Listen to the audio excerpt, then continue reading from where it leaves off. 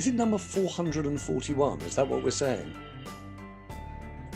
Liz Mosley is nodding, but you may just be broken by the whole experience of 2020.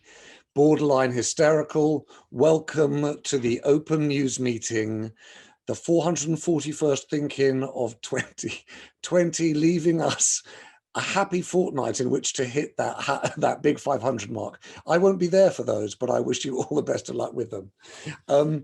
Welcome everyone. Hello. A huge thank you to you on this beautiful wintry day for joining us for our last serious head scratch of the year. I wanted to say two or three things just to start with. One is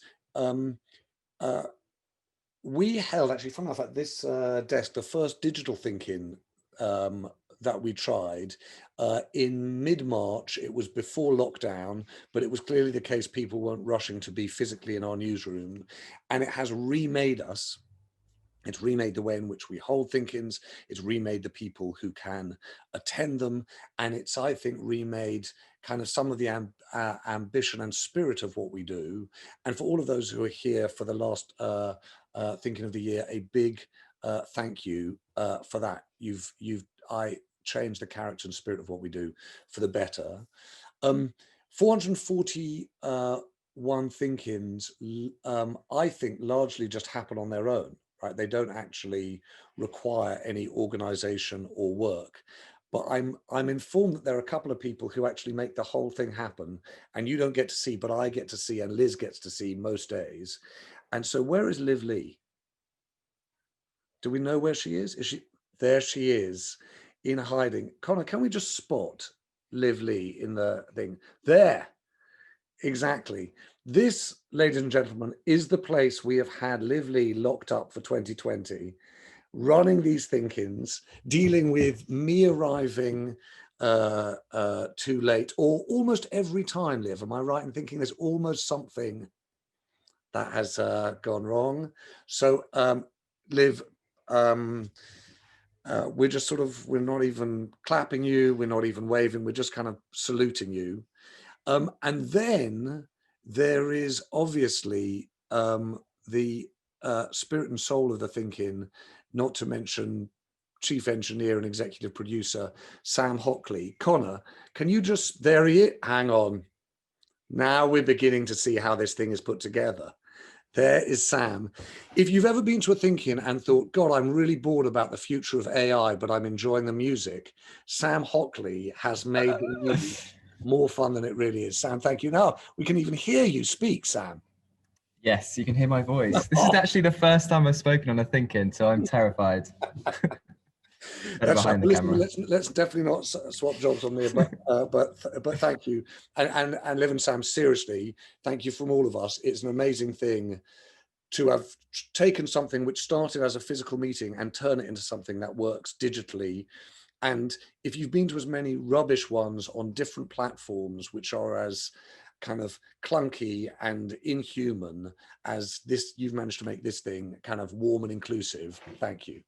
By the way, people are commenting on your kind of, both of you, your youthful attractiveness, which is, of course, one of the reasons we wanted to get you out here. And then one other thing, which is, I was a reporter in Shanghai for years, and I tried to get an interview with the chief executive of the Baoshan Iron and Steel Works. And it turns out that interviewing them is really easy. Getting the interview is really hard. And the person who has been, in every way, the engineer of our thinking, making sure that we do, you know, what she calls authentic listening rather than all of the sort of, you know, we're pretending to discuss this, making sure we keep honest as much as we can to getting the thinkings feeding into our journalism, making sure we fix the mix of people that we're getting and hearing from a broader range, and also being funny even when there's nothing to laugh about, is Liz Mosley. And so where is Liz? There. Does Connor have the power? There's Liz. Hysterical and broken. A little bit, in a nice way. A little bit broken in a nice way. I'd say it's not always me that gets the people. Mark does an amazing job. Tanya Harrison's been incredible. Phoebe and Harika, you know, it's the There's group. no, there's a whole gang, and we're going to embarrass all of these people today. They're all going to get there, go in the Excellent little work. yellow box. There's look at, I can see Phoebe in the screen laughing nervously, thinking this is so fun, and now realizing it's coming her way too. But I would like to say, Marks and Andrew, I don't believe, I mean, I don't want to be doing like performance review here and now, but I just want to say, I don't think that Marks and Andrew is really doing all the bookings, because his jokes in the chat are so good. I think he spends the day working on that stuff, and it's often bookings that fit in. Disco in Furlough is still my favorite. Outstanding work. We can all be proud that the investment in Tortoise is worth it. We're really changing the news there, I think, with that kind of gag. I think there's a whole new business, which is the news at 10. You run that in a 2/3 box, and then you have Marks and Andrew Just making dodgy puns down the side. I think that's, by the way, everyone's in a ratings war. They're going to like that idea. I'm going to come to Phoebe and Eureka in a minute. I'm going to do, so I wanted to say, here was my things. One is, you, the people who joined us for these thinkings, have transformed them. Actually, the truth is, the people who've engineered and re-engineered them, so Liv and Sam and Liz. And by the way, where are Phoebe and Eureka? Are they actually there? There's Phoebe. Come on, Connor. There she is. By the way, Phoebe's like, you know, you didn't know any different. And Eureka, my goodness, Eureka, look at that. You're like, did someone tell you that I was going to do this so you could get the lighting right? The sun is just beaming so intensely on the side of my face. I feel like I'm in the spotlight. It's absolutely, it's like one of those magazine shoots. It's unbelievable. Yeah. John Jones is going to be really pleased with lighting. Listen, I want to say thank you to everyone, because we wouldn't have got here without you. So that is a big, big thank you. And at the end of this thinking, we're going to kind of just trail a little what we're going to do in January. So I'm going to come back to you at that, but thank you. And then I wanted to say a third thing. Matt Dancona, who is, I hope, having a Christmas lunch somewhere and actually is not joining us for the thinking, wrote a piece about John le Carré yesterday. And I'm just kicking off with this because I found it really, really upsetting. And I have found one of the curious things about doing these thinkings this year, and certainly about the intersection of news, you know, COVID, of course, but, you know, sometimes, you know, weird things like Brexit and politics too, extremely emotional. Right? I've been really amazed at how much I felt around the news rather than being able to think it through. And so we're going to open this week's Open News meeting just to talk a little bit about the response to what frankly is been a really grim start to the last full working week of the year, namely talk about spiking infection rates, third wave, and the kind of sense of chaos around Brexit, and you know, and I know that lots of our regulars here will have points of view and want to weigh in. I'd really like to hear how we marshal some of that feeling into our thinking about commissions. I was going to start, though, if I might, when I try and sort of get a grip on these things, to just turn to Giles first. Giles, do you want to just have a crack as we get started, just with, you know, where you read we are in the Brexit process, first of all? Do you know, I didn't know until the. Can I just apologise for the now that I can see myself close up, for the absence of haircut? There's only been one since March. Okay, I'm sorry. Also, I obviously need a shave. I didn't know until you said Brexit, whether until the very last second, whether it was going to be Brexit or COVID, and they are all mashing together a bit, aren't they, this week? Especially with a little sleep deprivation. Brexit, okay.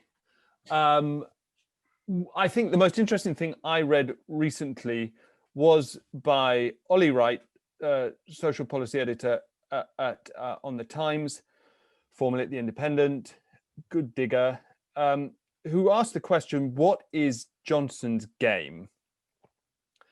And suggested as an answer that by talking up the possibility of a no deal, as he has repeatedly over the past 10 days, whenever given a chance, he's talking more than anything to UK businesses who need to get their heads around UK businesses that export to Europe principally, who need to get their heads around the fact that a lot is going to change on January the 1st, whether or not there's a deal, and at least a third of whom, principally the smaller ones, are not close to being there yet.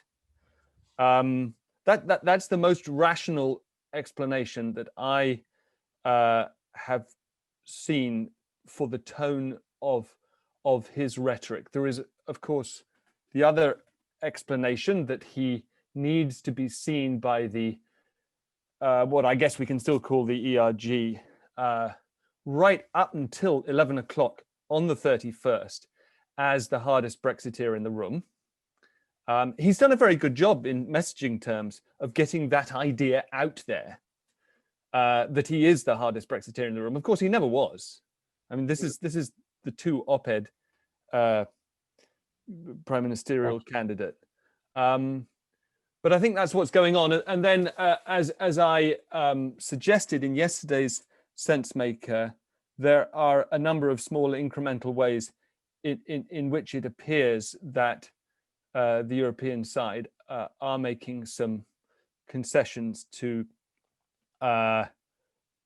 make a level playing field enforcement mechanism more palatable to this particular government. And in fact, that is all about making it less of a mechanism and more of a process. So the initial demand was that there be a formal regulatory body set up in the UK before any deal, with the job of ensuring no backsliding on standards. The thing, Giles, the thing that I'm finding really hard to figure out, I know we talked about this a bit last week, is we just let everyone know. I think some people who've been involved in some of our editorial planning meetings know this. You know, one of the things we're going to look at doing at the turn of the year is go back to immigration, if you like, the original argument around around membership of the European Union and around Brexit. But that's one strand of things. There's a different strand of Brexiteer who, let me put their point of view, which is the European Union actually strangles innovation and enterprise. It is a regulatory superpower, but the scale of its regulation means that Britain and European economies generally are less innovative and less successful, and it's losing out to the US and to China. And so there's a respectable argument here, which then goes one step further, which is we leave the European Union, and the benefit of leaving is that we have a range of deregulations that free up businesses to be much more competitive with their continental and international neighbors. The problem with it that I've got is twofold. One is a highly deregulated economy is usually a very low tax economy. So how do you fund your post-COVID, more resilient public service future? But the second one is, I don't know what those deregulations are. And I wonder, Giles, you know, one of the questions we've had is, how do we understand what happens next in Brexit? If we're planning to investigate that, how do we get to understand what this deregulated future might look like, particularly in the absence, strangely, of Dominic Cummings, who, although he hadn't articulated specific regulations, had a worldview. And so I don't know exactly where we look in the government or even in the Conservative Party that sets that out. Nor do I. I mean, our attention was brought to this week to this strange book, The Sovereign Individual, written in the 90s by William Rees-Mogg, Jacob's father and a co-author, which foresaw chaos as the web transcended regulation, and in certain respects is pretty prescient But I don't think that's the answer to where deregulation goes in the UK post-Brexit. I think much more likely it's all talk, and post-January the 1st, we will, this government will have to simply rebadge trading arrangements very similar to the current ones as deregulation, or a new system that gives us the option of deregulation. Are we really going to engage in a race to the bottom? Well, we've said we won't, but also interestingly, as I just put in the news list, actually, we're doing the very opposite in carbon cap and trade, for example. There's an undertaking in the white paper published today or yesterday to stick with carbon cap and trade, and on day one, lower the cap by 5%, so that the burden on businesses is tougher, not weaker, in the UK in that particular respect than in the rest of the EU. And the only other thing I'd say is that there is, and I'm not an expert on any of this, I'm just an observer, there is no correlation between deregulation and innovation. Silicon Valley is not the home of all the big tech companies because of deregulation. It's the home of all the big tech companies because of the gigantic presence there of the US military over the entire span of the Cold War, and massive public investment in DARPA and other high-tech projects. You know, it's not because of deregulation that Germany or Japan lead the world in exports of electronics and cars and dishwashers and coffee machines. It's because they make good ones and people want to buy them. Can I ask, I'd love to hear people's points of view. I want to come back to you, Giles, and in particular Baoshan, in about 10, 15 minutes, just to talk about findings on the COVID inquiry and where that takes us next. But I would like to just hear anyone's points of view on where you think we should go, particularly around Brexit, and thinking about either opinion or investigation, or crunching some of the data into next year. And I'm going to, Sam Houston, are you on the road or are you there? Just because we start, some of this, it feels like 2019, we were having a really different conversation about Brexit. I don't know whether you're around. Are you there, Sam? Yeah, there you are, Sam. Can we hear you? Hello there. Hi. Hello, everybody. How are we? Very well. We're all right. By the way, how are you? How's your year been? Yeah, just bizarre like everybody else's, James. It just feels like we're living in a completely parallel universe, doesn't it? And just waiting for it to end. Yes, yes, yes. But tell me, the reason I came to you is, do you remember there was, I think one of the first times we met, you came into the newsroom, and I think your point to us was the risk of Tortoise was that we would be an echo chamber, right? And, you know, how do we make sure we were listening to different voices? Weirdly, the digital thing this year has really helped with that. What's been really hard, though, is to go from different points of view about the problem of the UK to kind of detail on what the deal could or should or shouldn't be, and what the, if you like, the prospectus is for the UK in the 2020s. And I don't know what you, I'm just picking up on your point about in the chat about, you know, deregulation and a different economy for the UK.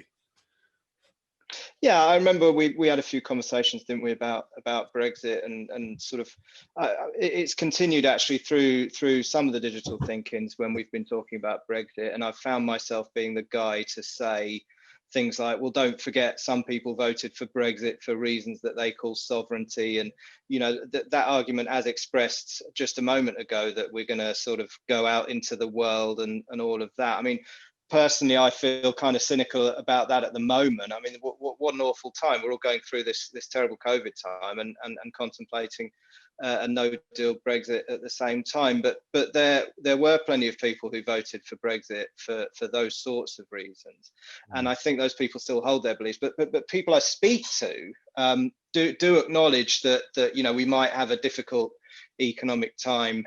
You know, that's why I put it on the chat. It's a question of, if and when these benefits do materialize, how long is that going to take? And, you know, I kind of am confused about that myself. You know, what are we really going to do that's going to be materially different, particularly as we're 20 miles from this massive trading block anyway? What can we really do that's any different in terms of policy, apart from maybe try to compete on you know, capital gains tax and things like that? I mean, I really don't know. It's a really interesting. So I think there's a really interesting question, which is, do you think that deregulation and state funding of sectors of the economy, not picking corporate winners, but picking winning sectors, is a better prospectus for an economy like ours than big market access? That's basically the choice. And the thing is, I don't feel as though that choice has been exactly spelled out. Well, I just want to come to Jennifer Allerton. Jennifer, are you there? Just because I love the fact. Yeah, hello, I love you. I just want to pick up on the fact of not knowing. Hey. Hello, you're very generous to me and Giles, going, what do you think's going on? I don't know either. But there is something to be said for that, and I just wondered how you're coping with the degree of not just uncertainty, but just straight up and down not knowing. I mean, personally, it's not a huge deal. It's just bizarre, really. When you were talking about kind of businesses not being ready and small businesses having this kind of deadline of the 1st of January and how that messaging has been going out, and like Giles was saying, and the fact that so many of them still aren't ready is because they're getting the message, you need to get ready, and they're saying back, but what for? Like, we don't know what is happening. And it is bizarre. It feels like this whole year, both with Brexit and with COVID, has been a case of everyone going, okay, so what's going to happen next? And the other, don't know. I'm going to tell you what I'm going to, but Jennifer, I think that part of the difficult thing with our job here, I think, is how do you commission to answer some of the questions when the politicians themselves aren't necessarily posing them? And I'm going to come, if I might, to Margot and to Louise on that, because I think they both ask key questions. But Margot, before I do, I'm just going to invite William Jeremy just to make a point. William, are you there? You've got your hand up, I think. Well, hang on, but you're muted. You're there, but muted. Hello. Hi. Yeah. I think that we also need to look at a bit of the grand sweep of history as well, as because sometimes you need to look back to be able to get a perspective on what's going on. And the great sadness of the last year is just how all the things that we used to do well on the international stage, we used to be able to make agreements, negotiate hard, stick to the agreements we make, and be a sort of proper international citizen. And I think we're in enormous danger of losing all of that. But the point about the historical sweep is that if you go back to the original story of the iron and steel community back in the 50s, it was all about trying to beat swords into plowshares, particularly solving the Franco-German problem, which had brought the world to catastrophe in the 1870s, 1914 and 1939. And we had a very honourable role to play as well in helping to interpret the Atlantic to the European mainland. And that we've got caught up with this myth and chimera about sovereignty when I think it was Peter Hennessy, the great historian said that if you want a real pooling of sovereignty, then you've got to look at Article 5 of NATO, which is, coming, all members coming to the aid of and William, the whole. And I wonder whether we ought to be looking at some of those historical themes in order to try and get a feel that on the one hand we have Rishi Sunak domestically looking to JM Keynes to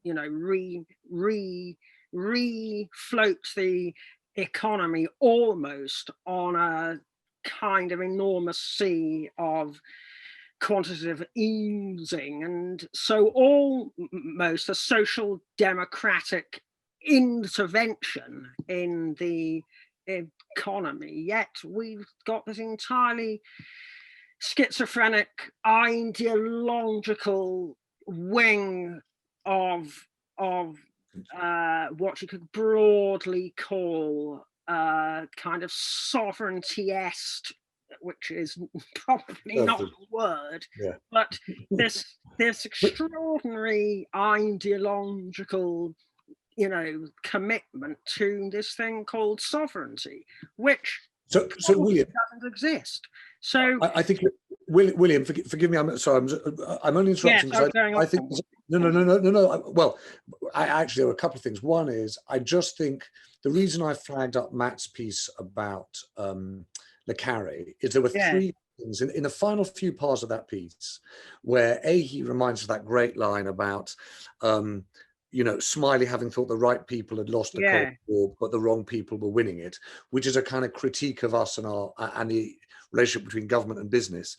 But I just wanted to read that bit, and Matt has sort of filleted everything that he said so brilliantly, and he particularly quotes this point, when you say swords into plowshares, where he quotes, Peter Gwilym, who's Smiley's disciple, and this amazing quote that says, "I'm a European, Peter. If I had a mission, if I was ever aware of one beyond our business with the enemy, it was to Europe. If I was heartless for Europe.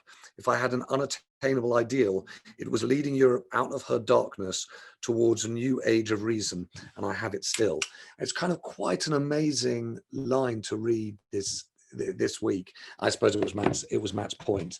But let me forgive me, because that was one element of your point, William. But another one was are we kind of social democrats, or are we more sort of sovereignty driven Thatcherites? And Margot, are you there?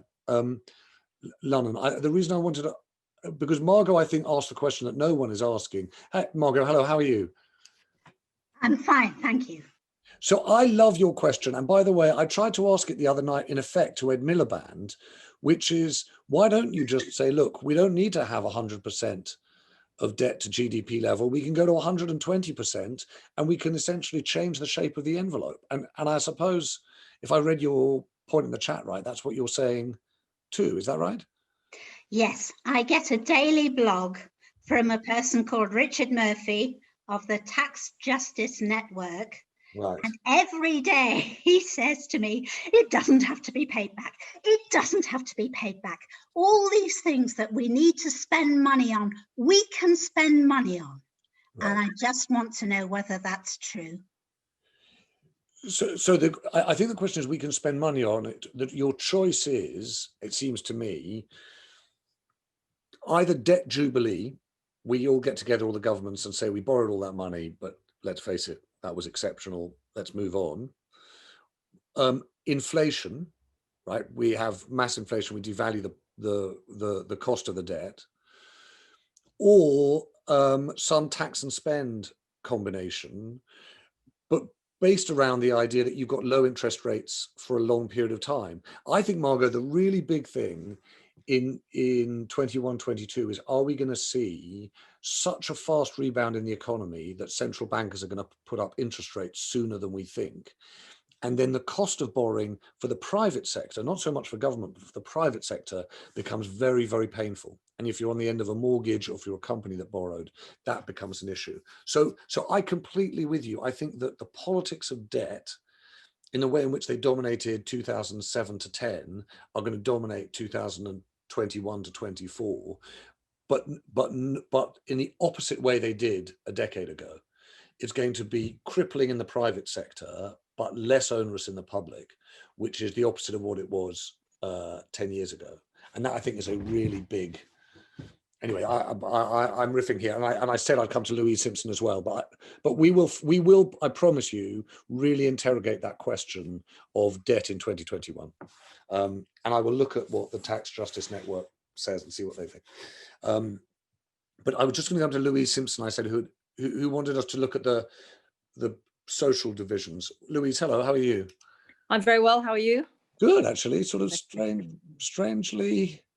I mean, the honest truth is either absolutely knackered and can't see straight and totally fed up with the news, or very energized and think, right, let's get after it. But and you can be both, and you can be both. Yes.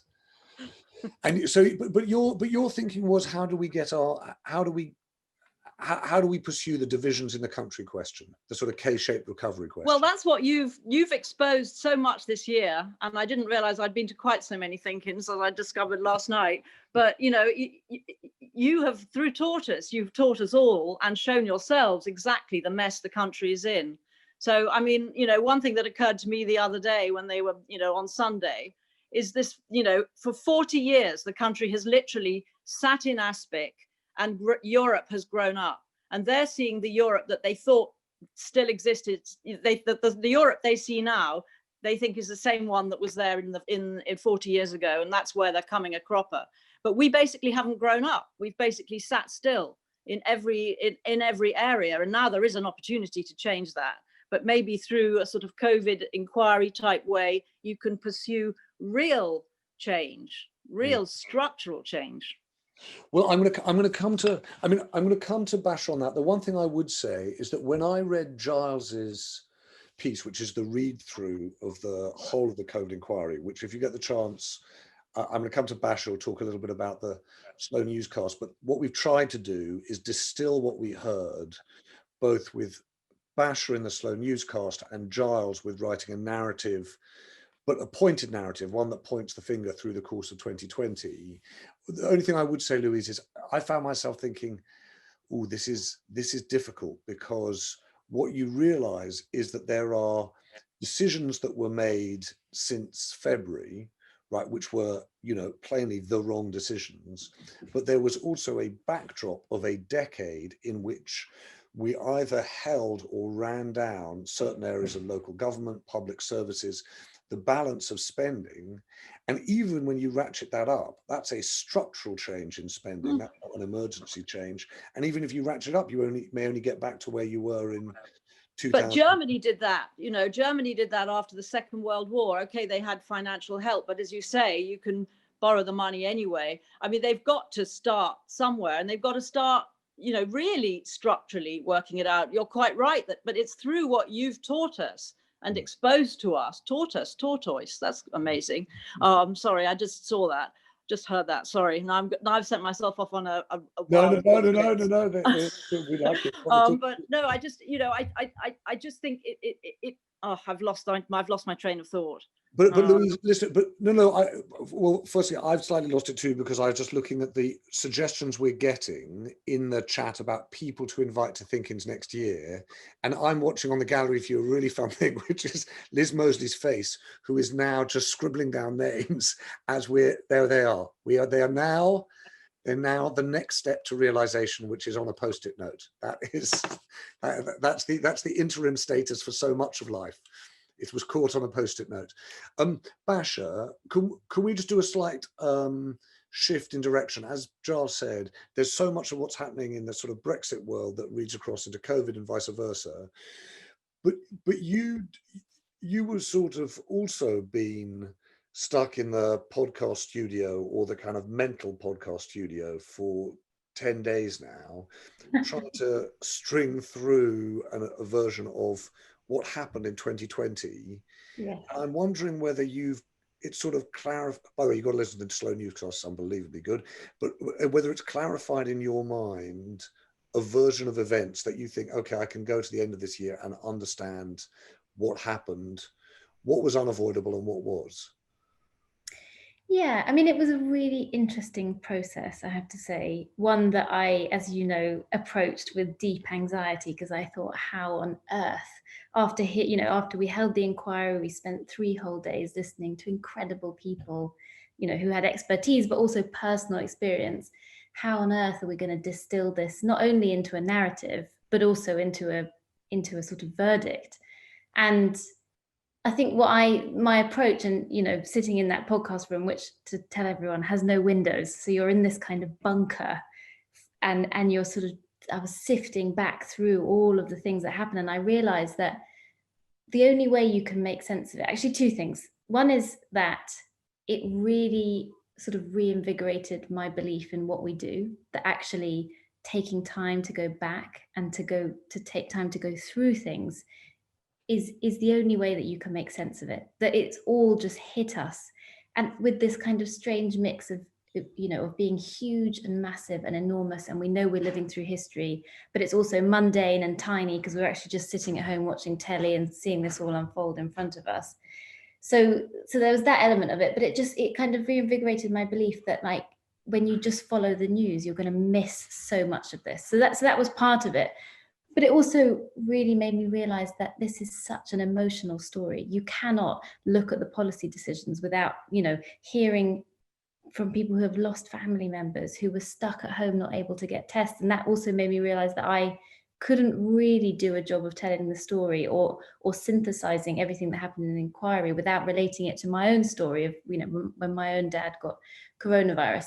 So that was the approach. And I know Giles also had a kind of quite a big job to sift through all of it and try and make sense of it. But in terms of a kind of making sense of the year and what the verdict is, I think on some things it's really clear what went wrong, that Boris Johnson, from everything that we know about him, was just fundamentally unsuited to this role at this moment in time. He clearly has a real aversion to making decisions. He was surrounded by people who were incredibly loyal, and we know that because of Brexit and knowing that he needed a cabinet who was going to stand by him at this particularly divisive moment, but were unsuited to make decisions that were going to allocate resources, think about how we're going to get PPE to frontline doctors. So there's something about the character of the Prime Minister that I think is just, you can come to a very clear understanding that he just wasn't suited to the role.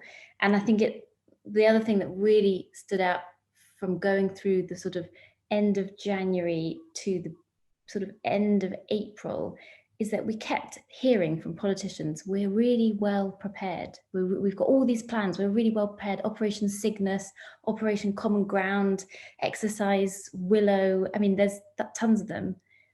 And what I realized is that there's a huge difference between planning and preparedness. So we had all of these plans, but we had no real way of instigating them and translating them into real world projects.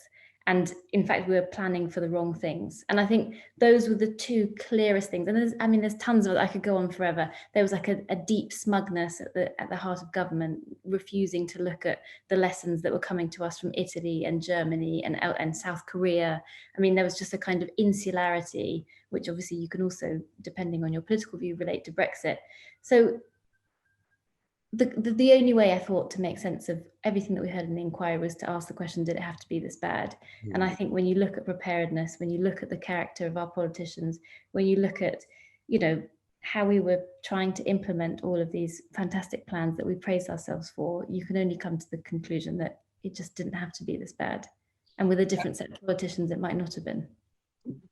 Giles, I'm going to, Basha, thank you. Giles, I'm going to go back to you because you wrote that long read too, and I just wonder whether when you sit back from it, you go, okay, these things, these are the people and these are the moments that I point to that I think we need to examine ourselves. Which ones are they? Okay,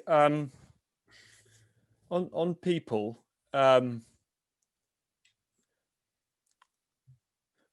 Well, besides the headliners, and I think Bash is absolutely right, and we had this from many voices that Johnson was temperamentally unsuited, never mind the fact that he got sick. I think it's important to look obviously at Sunak, Hancock, Williamson, and then Rory Stewart mentioned Lord Dayton and Dido Harding as well as contrasting crisis managers. So maybe I should talk very briefly about them, because we talked so much about the others. He just made the point, Stewart had not been front bench during this crisis, but talking to people who were, that the moment Lord Dayton, who delivered the 2012 Olympics, was put in charge of PPE, everybody who was in a position to help sort out the mess, there was by that time a lot of PPE, it just wasn't in the right places, or it was sort of heading to Britain from all over the world. Everyone got a call.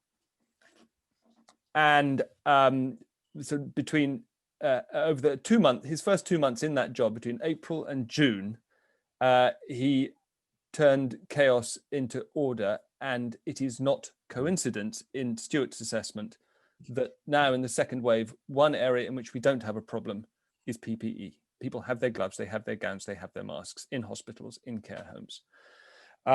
There are no shortages. And by contrast, he said that everybody he knew who had been in a position to help on test and trace had heard nothing from Dido Harding since she took control. Now, of course, there are big questions of the systems that have been set up and whether they've been funded properly over the last 10 years. And the answer is they haven't, especially compared with Germany and South Korea and Japan.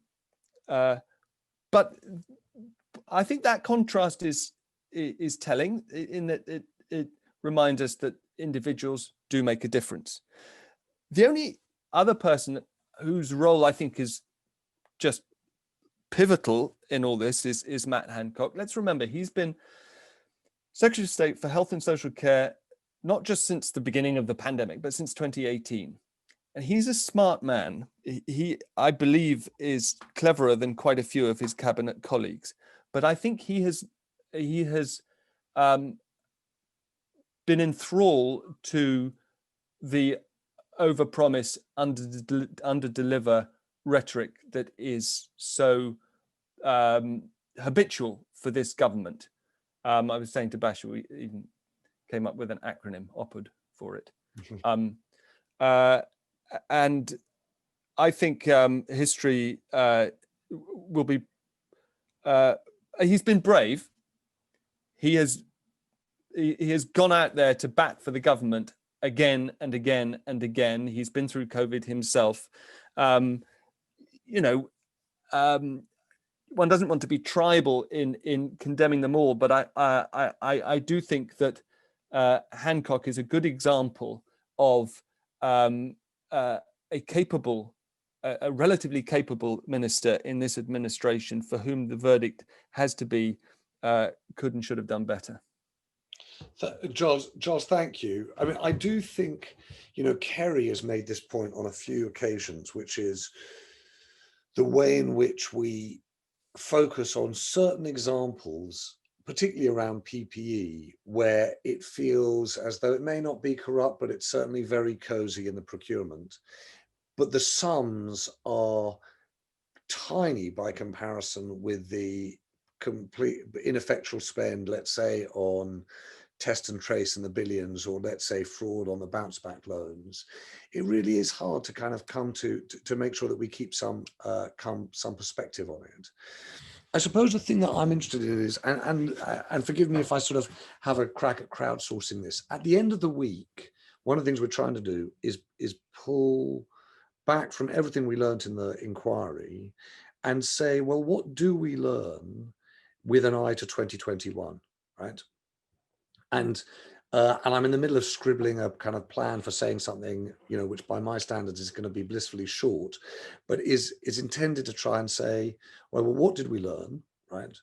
It is obviously legitimate for the government to make the case that it's not easy to be wise after this event. We're not done with the event. You know, it's still the virus itself is mutating, and by the looks of things, we're headed into what I think is possibly going to be the most difficult third lockdown, third wave in the first couple of months of next year, right? So you can't write the end of the story, but it does seem as though the issue we've discussed repeatedly about different versions of boosterism, blitz spirit, optimism bias, our capacity to have a rhetorical flourish rather than a really, you know, granular plan, that seems to me to be a regular problem. It does seem as though we've discovered something about the argument between the center and the regions, in which, you know, Giles makes this argument, I think today, really kind of conclusively, that we've got mass centralization and a very weak center. That's a hell of a combination to have in these circumstances.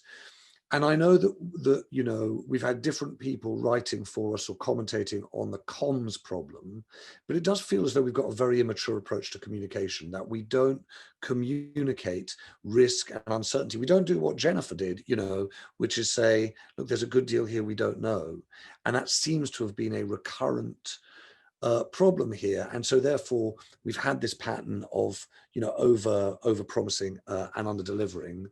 And then my biggest thing, I suppose, would be forward planning itself. How do we actually live beyond, you know, the debates of this week and next into a 3 to 6 month outlook? Those feel to me like the perennial ones that we've come to. But I'm sort of warbling on, partly because I'm hoping that I can bring a few other people in. I wanted to bring my colleague Tess Murray in because she's got a bee in her bonnet about tax, and also I wanted to check in with Paul Atherton because I'm glad to see him. So Tess, why don't you ever go first, and I'm going to come to Paul.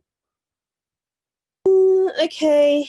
What do I? Well, yeah, I've got a bee in my bonnet about tax. No, but just spell out how you think we should go after this.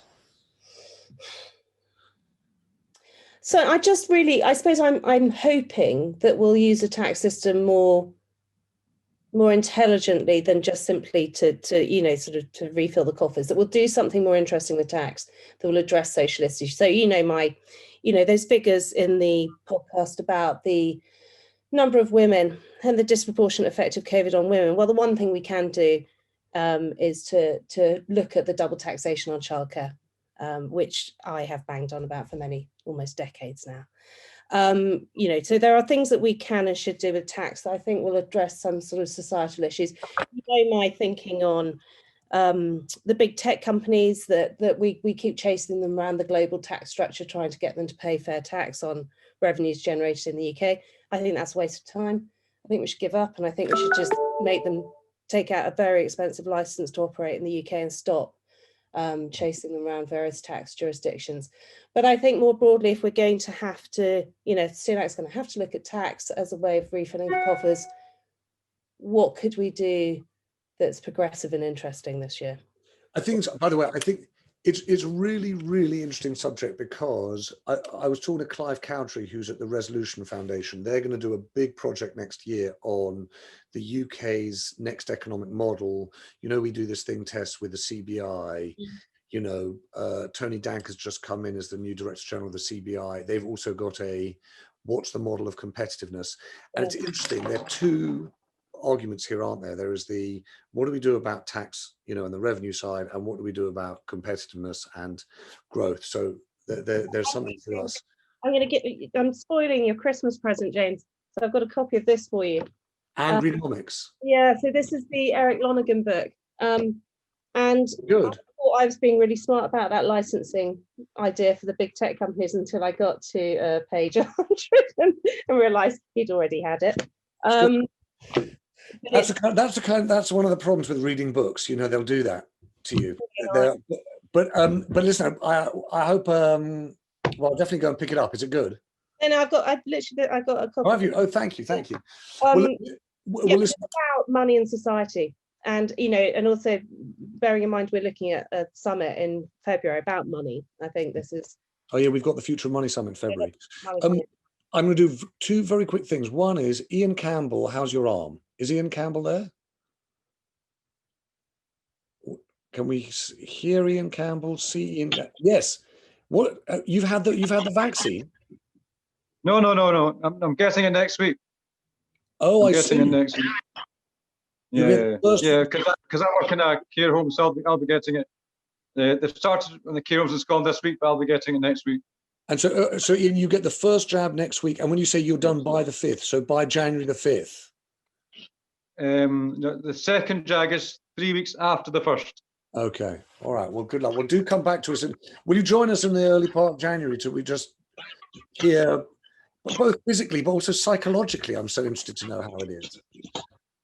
Yeah. No, I'm really looking forward to it because my dad is also going to get it as he's over 80. Oh, roughly the same time. So that'll be fantastic because I've not seen my dad since the start of September. So that'll be really good. Like.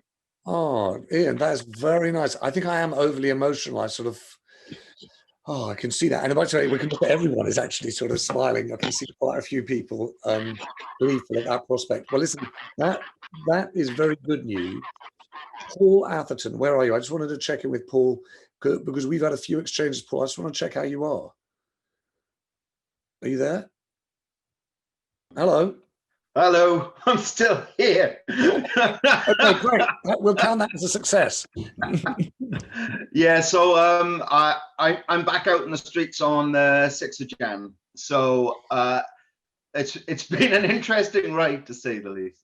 But Paul, do you think that's going to continue, or do you think they're going to have to come up with a new plan in January and February because we're going to have another lockdown? Don't you think? If they were, I would have expected them to have already sort of built stuff in when we went into lockdown 2, and they didn't. Right. The numbers are now getting beyond belief. I mean, when we last spoke in lockdown 1, we had another 20,000 became homeless during the lockdown. And we have now raised up, I think it's been another 75,000 with about another 250,000 coming through the system. They're just not prepped for it, James. The local authorities and the councils, they just don't know what to do. I mean, I think, by the way, I do think we should pick up on your point more broadly, not just on the homelessness front, Paul, but this issue of kind of the waning of our hopefulness and our idealism as the years gone on. I mean, I remember really clearly in April, May, us talking about the response to what was happening on COVID as a template for dealing with, you know, coming up with some long-term answers to homelessness, and it just feels that that stuff has slipped back. So let's check in on. Let's make sure that we talk about that. And if you're, well, hopefully we'll talk to each other that week of that first full week in January. I'm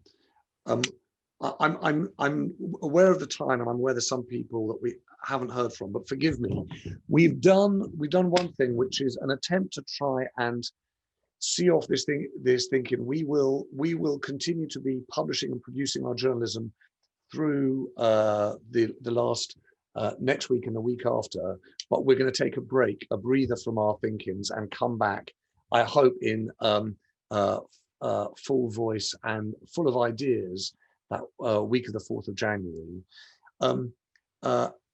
We've got an agenda next year which is focused around some really big searching questions, which we're going to do as themes that run through our thinkings.